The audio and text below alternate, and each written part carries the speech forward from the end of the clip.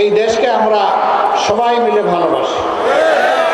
আমি বিশ্বাস করি আজকের এই পথ সভায় সকল ধর্মের মানুষ এখানে উপস্থিত আছে। এটি আমাদের সামাজিক সৌন্দর্য।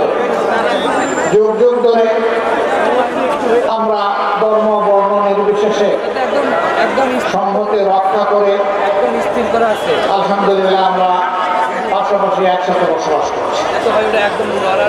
আমরা সবাই দেশকে ভালোবাসি।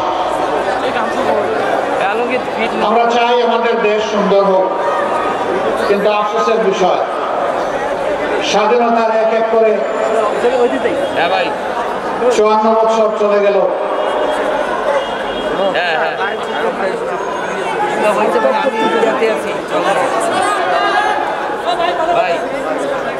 স্বাধীনতার এক এক করে 54 বছর চলে গেল, কিন্তু আমরা একটা ভালো দেশ করতে পারলাম না। কেন পারলাম না?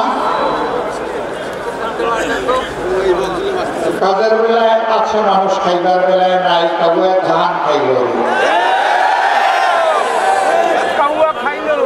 দেশের মানুষ কষ্ট করে দেশ আবাদ করে, আর কাউয়া গুলা সব চুরি এবং লুটপাট করে।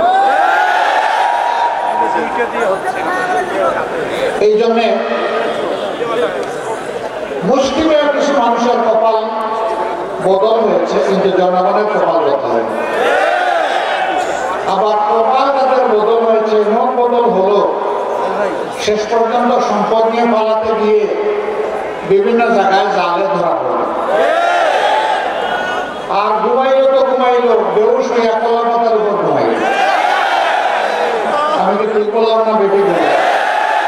কি লাভ হলো? মানুষকে ঠকাইয়া চুরি করে লুণ্ঠন করে লাভটা কি হয়?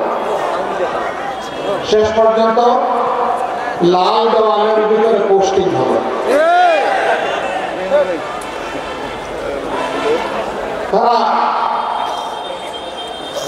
15.5 বছর দেশ শাসন করেছে, তারা দেশবাসীকে সুশাসন দেননি, দেশবাসীর উপর তারা দুঃশাসন চালিয়েছে।